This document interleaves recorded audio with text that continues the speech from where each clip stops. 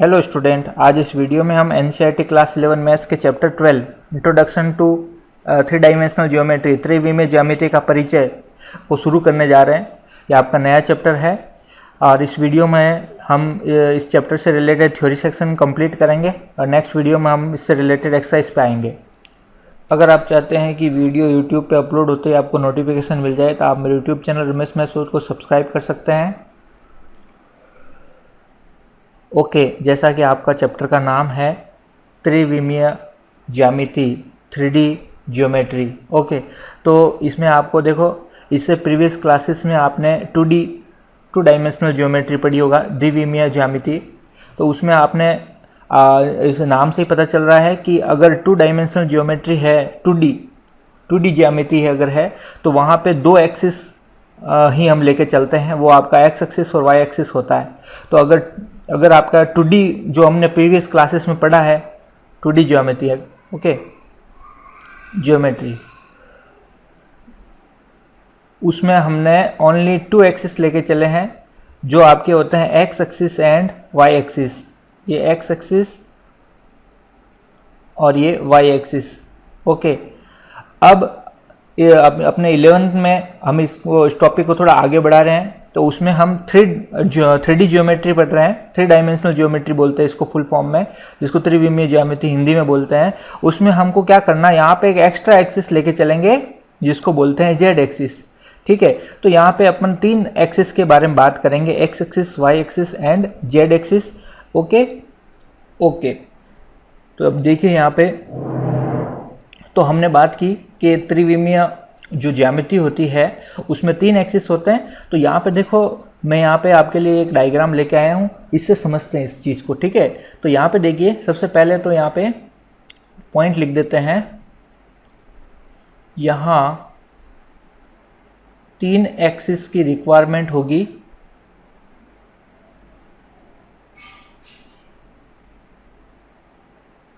Okay, 3 axis की क्या होगी, रिक्वायरमेंट होगी, और वो आपके एक्स वाई जेड एक्सिस होते हैं। तो यहाँ पे ये हो गया एक्स एक्सिस, ये वाई एक्सिस। अब देखो, जेड एक्सिस जो है वो आपकी तरफ बाहर की ओर निकला हुआ है, जैसे यहाँ से बाहर की तरफ आपकी ओर निकला हुआ है, लेकिन उसको मैं यहाँ पे 2D में तो बना नहीं सकता ना, प्लेन पे। तो इसका मतलब उसको मैं ऐसे दिखा रहा हूँ। अब इसका मतलब ये जो है ना जेड, ये आपकी और बाहर की ओर निकला हुआ स्क्रीन पे। ठीक है, ऐसे समझना आपको। तो यहाँ पे देखो, ये कैसे सुनो, जैसे 3D में देखो यहाँ पे मैं समझा देता हूँ कि ये देखो, आप एक्स वाई जेड इन्होंने ऐसे लिया है, कोई इशू नहीं है। तो इन्होंने ये एक्स एक्सिस यहाँ पे लिया है, ओके, और वाई एक्सिस यहाँ पे लिया है, और जेड एक्सिस देखो इस प्लेन, इस तल के ऊपर हवा में आपका होता है जेड एक्सिस। तो यहाँ पे मैं हवा में बना नहीं सकता, इसलिए ऐसे दिखा रहा हूँ। ओके, तो यहाँ पे अब यही डायग्राम जो है वो यहाँ पे बनाया हुआ है अच्छे तरीके से 3D में आपको इमेजिन कराने के लिए। तो देखो यहाँ पे मैं अगर कहूँ कि ये माना कि एक्स एक्सिस है, देखो थोड़ा स्ट्रेट लाइन नहीं बन रहा है, इसको मानो आप, माना कि ये एक्स एक्सिस है और इससे कंपेयर करा रहा हूँ नीचे वाले डायग्राम से। ये माना कि वाई एक्सिस है, तो जेड कहाँ होगा, ऊपर होगा। तो ये आपका कौन हो गया, जेड एक्सिस हो गया। क्लियर है। तो यहाँ पे आपको मैं क्या समझाने की कोशिश कर रहा हूँ कि यहाँ पे देखो, आपका टॉपिक क्या है, coordinate axis and coordinate planes. तो देखो, कोऑर्डिनेट एक्सिस मतलब वही निर्देशांक बोलता है ना, कोऑर्डिनेट। तो निर्देशांक अक्ष तो यहाँ पे 3 एक्स वाई जेड कौन से हो गए, ये एक्स, ये वाई और ये जेड। अब हम बात कर लेते हैं कोऑर्डिनेट प्लेन्स की, निर्देशांक तल की। तो वो क्या होंगे, सुनना।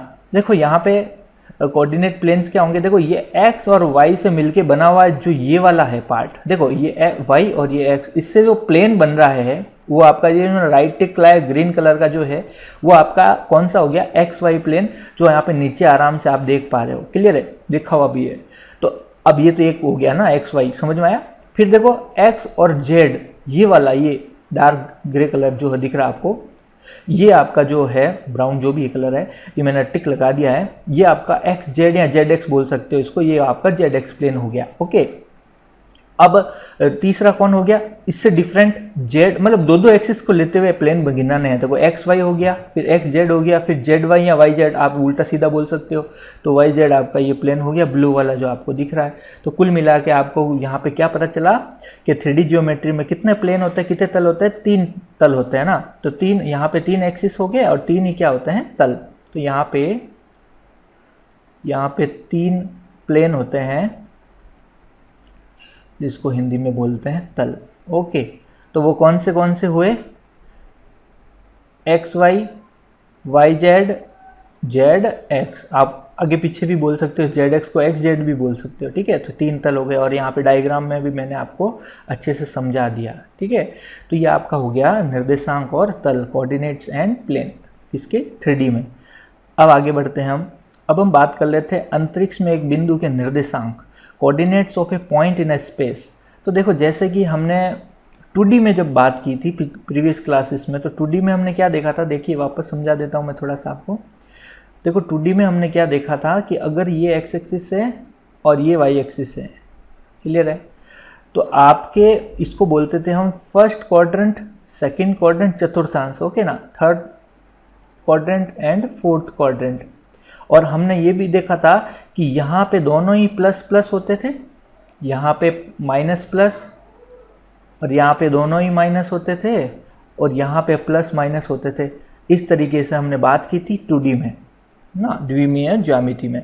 अब हम पढ़ रहे हैं त्रिविमीय ज्यामिति, 3D ज्योमेट्री। तो इसमें आपको बता दूं कि यहाँ पे हम पढ़ते थे क्वाड्रेंट, क्या पढ़ते थे, क्वाड्रेंट, चतुर्थांश। लेकिन यहाँ पे हम पढ़ेंगे ऑक्टेंट। 3D में क्वाड्रेंट की जगह हम क्या पढ़ेंगे, ऑक्टेंट, जिसको हिंदी में बोलते हैं अष्टांश, अष्टांश, ठीक है।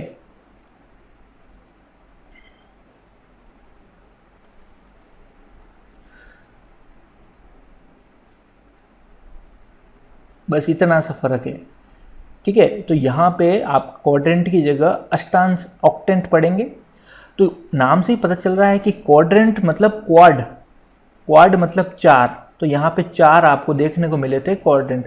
ऑक्टेंट मतलब 8, तो यहाँ पे हमको पता चलेगा कि ऑक्टेंट कितने होंगे, टोटल 8 होंगे। यहाँ पे कितने होंगे, 8। अब वो कैसे 8, सुनना, थोड़ा सा ध्यान देना। वापस पिछली स्लाइड पे अगर आए तो यहीं पे मैं आपको बता दूं, देखो कैसे, देखो होता क्या है, ये x और ये y और ये z आपको दिख रहा है इधर हवा में, जो मेरा पॉइंट है ऊपर, जैसे ग्रीन पे तो हम आ गए, इसके जस्ट ऊपर हवा में अगर आ जाऊँ तो ये आपका फर्स्ट क्वाड्रेंट हो गया। तो यहाँ पे सॉरी फर्स्ट ऑक्टेंट हो गया, ठीक है। फिर सेकंड ये हो गया, थर्ड ये हो गया, फोर्थ ये हो गया, 4 ऊपर हो गए और 4 के 4 नीचे भी हैं, तो टोटल 8 हो गए। तो यहाँ पे नहीं समझ में आया। अब वापस देखो यहाँ पे, देखिए ये x एक्सिस, ये y एक्सिस, ये z एक्सिस, तो x y z की तरफ ऊपर की, और ये आपका कौन सा क्वाड्रेंट हो गया, सॉरी ऑक्टेंट हो गया, फर्स्ट। इसके जस्ट पीछे फिर हम चाहेंगे x को नेगेटिव लेंगे तो फिर सेकंड। मतलब कुल मिला के अगर आपने x y z इस तरीके से बनाया है कि x इधर, y इधर और z इधर, तो फिर आपको कैसे घूमना है, फर्स्ट ये हो गया, फिर एंटी क्लॉकवाइज घूमना है, सेकंड, थर्ड, फोर्थ। अब फोर्थ, फिर नीचे वापस फिफ्थ, 6, 7, 8, इस तरीके से घूमना। अगर आपने x इधर लिया है तो, या आपके ऊपर डिपेंड करता है। देखो मैं पीछे और बता देता हूँ। देखो अगर आपने x इधर लिया और y अगर उधर लिया होता और z ऊपर लिया है, तो फिर आपका फर्स्ट ऑक्टेंट इधर होता, x दोनों प्लस, तीनों प्लस में होते था ना। तो फर्स्ट ये इधर ना, फर्स्ट, फिर आप ऐसे चलते हैं फर्स्ट, फिर x नेगेटिव किधर आएगा उधर, तो फिर चलना तो आपको एंटी क्लॉकवाइज ही है, घड़ी के अपोजिट डायरेक्शन में ही है, लेकिन इधर होता है ना, first, second, third, fourth, fifth, 6, 7, 8, इस तरीके से। तो टोटल 8 ऑक्टेंट्स होते हैं। तो यहाँ पे समझ में आया, फर्स्ट, सेकंड, थर्ड, फोर्थ, और फिर नीचे वापस फिफ्थ, 6, 7, 8। अब ये आपको और अच्छे से क्लियर होगा। लास्ट में मैंने एक छोटा सा वीडियो सेगमेंट भी ऐड किया है इस वीडियो में, उससे 3D में आपको एनिमेटेड वीडियो है, उससे आपको और ज़्यादा क्लियर होगा।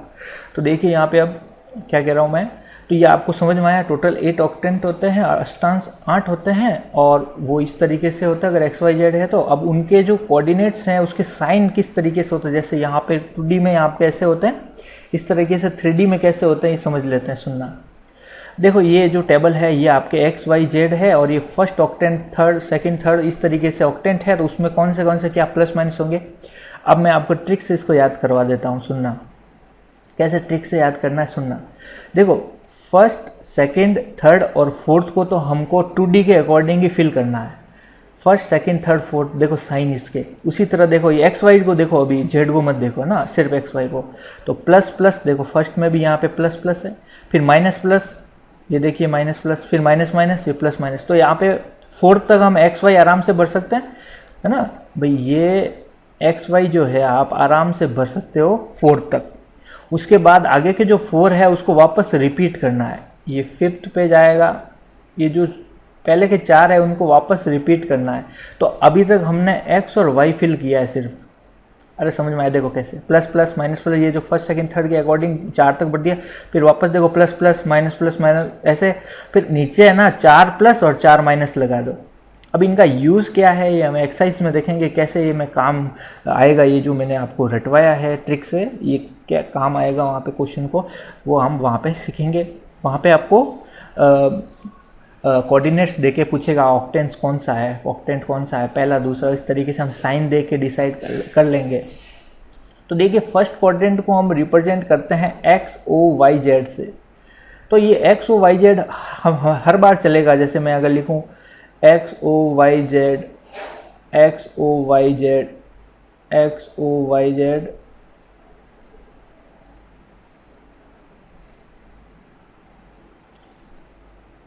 अब सुनना, अब देखो जहाँ माइनस है उसके ऊपर डैश लगाना है। तो प्लस प्लस प्लस तो सब प्लस है, कुछ नहीं करना है। माइनस किस पे, एक्स पे, तो एक्स पे डैश लगेगा। एक्स और वाई पे माइनस है तो एक्स और वाई पे माइनस डैश लगेगा, और माइनस सिर्फ वाई पे है तो वाई पे डैश लगेगा, जेड पे डैश लगेगा, एक्स और जेड पे डैश लगेगा, वाई जेड पे डैश लगेगा, और तीनों पे जेड डैश लगेगा ना, और वाई और जेड पे। इस तरीके से भी पीछे बुक में आंसर दिए हुए हैं। पहचानने का मतलब नाम से अगर पुकारने को बोले कौन सा क्वाड्रेंट है, इस तरीके से भी हम पुकारेंगे। इसको और ज़्यादा क्लियर होगा तो क्वेश्चन करेंगे। अब देखो दो बिंदुओं के बीच की दूरी, ये आपके एक्सरसाइज सेकंड में हम ये फॉर्मूला यूज़ करेंगे कि अगर कोई ए पॉइंट आपका है और उसके कोऑर्डिनेट्स है x1, y1 और z1 निर्देशांक, ठीक है, और बी कोई पॉइंट है जिसके निर्देशांक मतलब कोऑर्डिनेट्स जो है आपके ये है आपका x2, y2, z2। तो इन दोनों के पॉइंटों के बीच की जो डिस्टेंस d होगी उसका फॉर्मूला देखिए।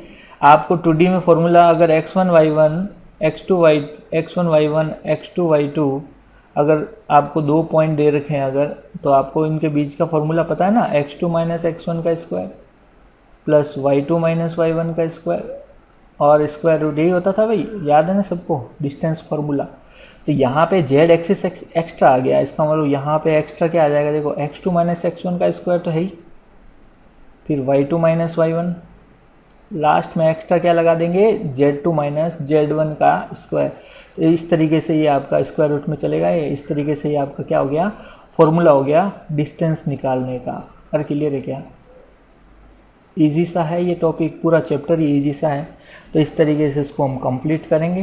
तो ये आपका थ्योरी सेक्शन था। अब इसमें एक छोटा सा वीडियो मैंने लास्ट में ऐड किया, उसको देखना जिससे आपको 3D में अच्छे से समझ में आएगा। Thank you. Coordinate planes in three-dimensional space. Objectives: to learn about three-dimensional space, to learn about the coordinate planes and octants, to learn about sign convention in three-dimensional space.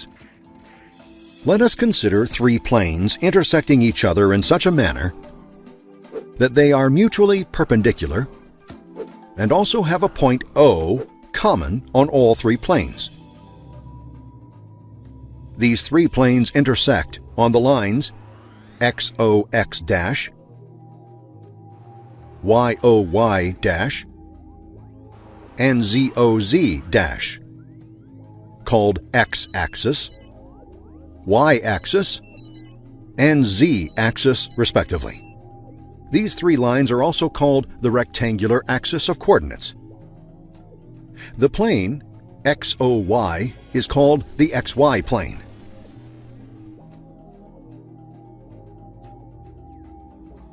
The plane YOZ is called the YZ plane.